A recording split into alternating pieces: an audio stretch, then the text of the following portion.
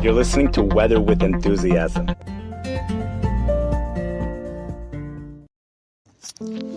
Shavua Tov, good week, good vach. It is Sunday, February 4th, and we have a major transition in our weather pattern taking place. The National Weather Service of Chicago has done something that I've never seen them do before, and they have a section where they deal with the long-term weather beyond February 10th. This is what we're going to be speaking about later on. This is the weather for next week and beyond to finish up the month of February. This is something that perhaps you would find in on AccuWeather or something like that, but it's right here in the Chicago National Weather Service forecast discussion.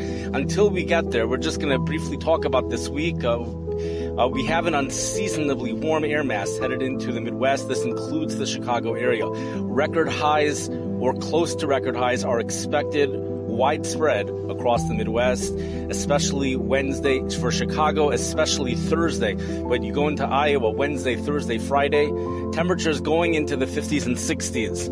60s would be record warmth. We have high temperatures possibly going into the 60s here in the Chicago area for Thursday afternoon. 3 consecutive days of highs well into the 60s for St. Louis, Missouri, Memphis, Tennessee. Right now, Memphis, Tennessee is in the midst of ending this major rain system, which is associated with the low pressure system tracking across the Gulf Coast. Another 1 inch of rain was expected as of earlier today, and then that system moves out. A high pressure ridge takes over the middle part of the country by tomorrow, and then it moves over to the east. When it hits the mid-Atlantic area, we become under a south flow of not just warm temperatures, but even high dew points. Dew points expected to reach 60 degrees. Dew points of 60 degrees, summer-like dew points in Memphis, Tennessee, by Friday afternoon. This will bring some thunderstorms into the Memphis area, possibly even severe as we go into Thursday night, Friday. In fact, here in the Chicago area as well, we might be seeing, the National Weather Service tells us there are chances of thunderstorms late Thursday night and early Friday. Then, okay, we go into part 2. There's, of course, more to say about part 1. But part 2, this is when we have the very beginnings of a weather pattern change back to winter. It starts behind a cold front that moves through Friday, and it may not be so noticeable at first. This front moves through sometime on Friday. The front hits the mid-Atlantic area on Saturday. It's really not so noticeable, especially for people out on the East Coast, but you'll feel something cooler here in the Chicago area by Friday afternoon, Friday night, Saturday. And then a storm system develops over in the southern plains. There's different approaches on this. The one that looks most normal is the GFS computer model, which brings a storm system developing in the southern plains for the beginning part of next week, moving northeast through the Tennessee Valley, then up northeast, further northeast, with snow on the backside and rain and thunderstorms for the front side.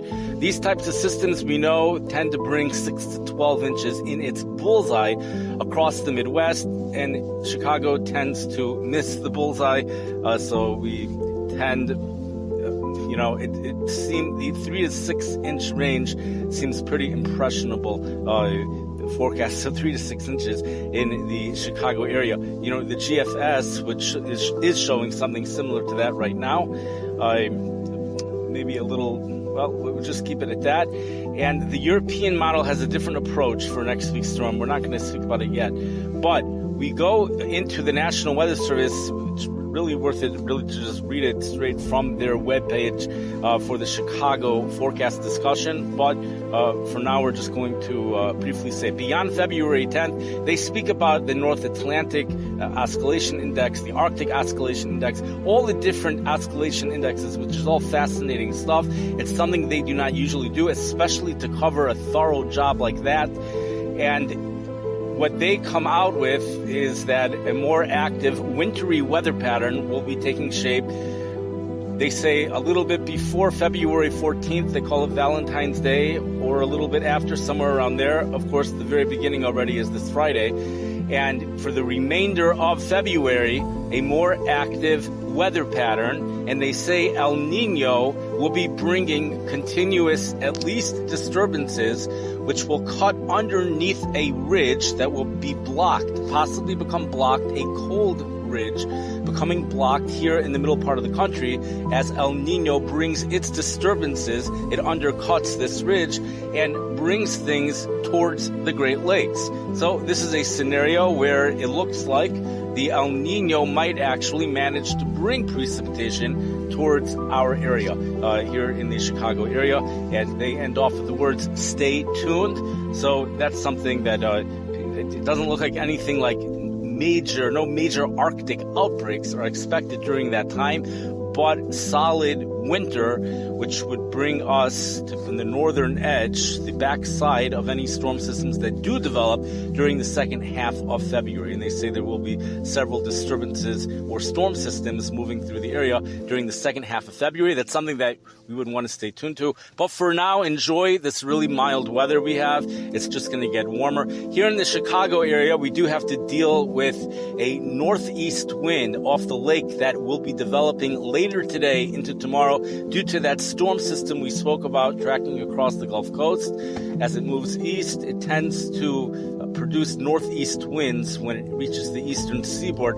And for Chicago, due to the cold lake water temperatures this time of the year, that will bring colder air into our area. But eventually the winds do become south, and we will see warmer temperatures on Wednesday and especially on Thursday.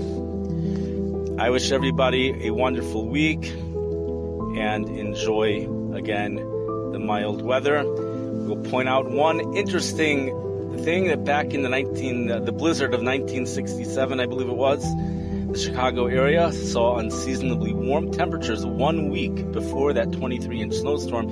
Temperatures were in the 60s. The following week was the largest snowstorm on record. Have a great day.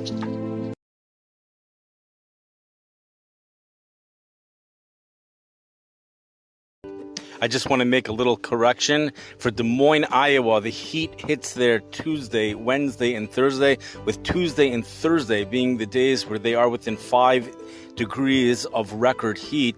And on Tuesday, the record is 61 degrees set back in 1882.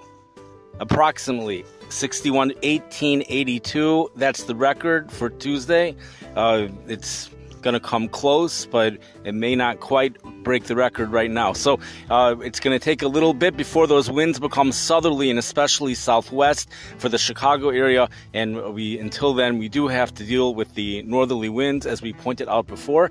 But then the mild air comes in, especially for Chicago. We said Wednesday and especially Thursday.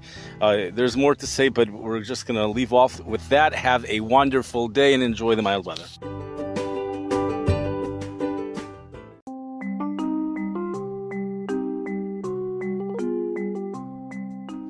You've been listening to Weather with Enthusiasm. This podcast can be found on almost every platform where podcasts are available.